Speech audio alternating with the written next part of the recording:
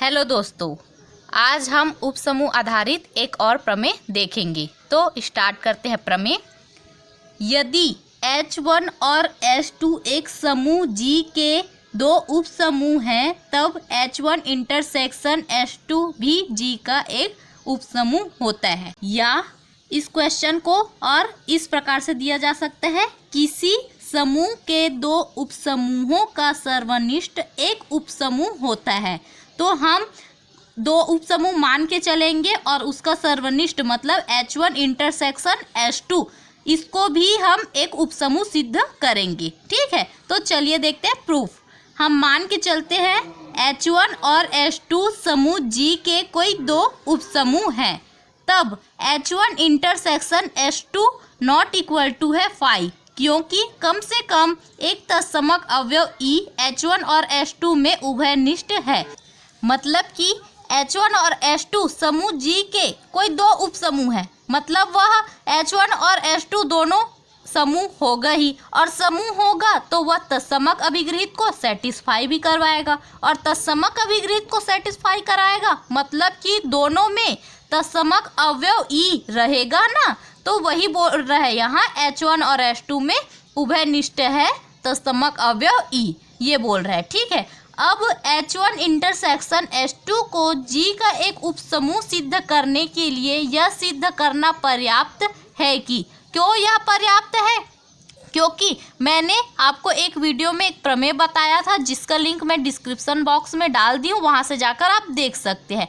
उसमें क्या कहा गया था, H समूह G का उपसमूह होगा यदि और केवल यदि A belongs to H, B belongs to H implies that A into B inverse belongs to, और हमें यहाँ H1 इंटरसेक्शन H2 को G का उपसमूह सिद्ध करना है। ठीक है, तो इसके लिए क्या सिद्ध करना पर्याप्त होगा, A belongs to H1 intersection H2, B belongs to H1 intersection H2 implies that A into B inverse belongs to H1 intersection H2। हम इसको सिद्ध करेंगे तो हमारा H1 इंटरसेक्शन H2 G का एक उपसमूह सिद्ध हो जाएगा। ठीक है, अब हम A belongs to H1 intersection H2 implies that A belongs to H1 और A belongs to H2।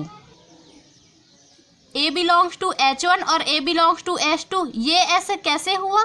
तो देखिए, यहाँ हम H1 इज इक्वल टू हम मान लेते हैं, इसमें अवयव है A B C D, और H2 में अवयव है हम मान लेते हैं A B C, ये अवयव है। ठीक है, तो देखिए दोनों में कॉमन अवयव क्या है, A है, ठीक है, B है, C है। तो इंटरसेक्शन कैसे निकालते हैं, मतलब कि दोनों में जो कॉमन अवयव है ना, वही उसका इंटरसेक्शन होगा। कैसे, H1 intersection H2 is equal to, इसमें क्या कॉमन है, दोनों में कॉमन A है, दोनों में कॉमन B है और दोनों में कॉमन C है।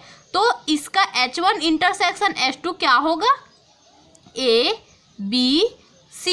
इस प्रकार से हम इंटरसेक्शन निकालते हैं।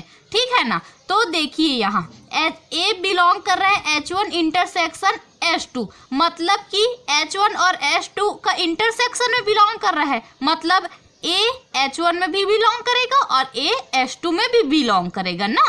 तो इस प्रकार से ये लिखा गया है। ठीक है ना, B belongs to H1 intersection H2 implies that B belongs to H1 और B belongs to H2।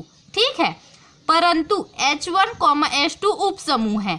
यहाँ हम मान के चले H1 और H2 समूह G के कोई दो उपसमूह है। ठीक है, तो यहाँ उसी को लिखा गया, परंतु H1 और H2 उपसमूह है, अतः A belongs to H1, B belongs to H1 implies that A into B inverse belongs to H1। और इसी प्रकार से H2 भी उपसमूह है, तो A belongs to H2, B belongs to H2 implies that A into B inverse belongs to H2।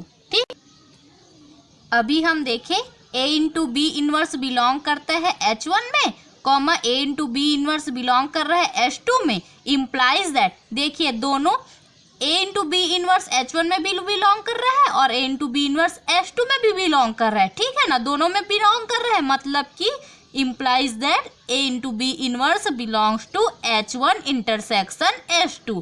ठीक है, अतएव हम दर्शा चुके हैं कि A belongs to H1 intersection H2, B belongs to H1 intersection H2 implies that A into B inverse belongs to H1 intersection H2। और यही हमें सिद्ध करना था।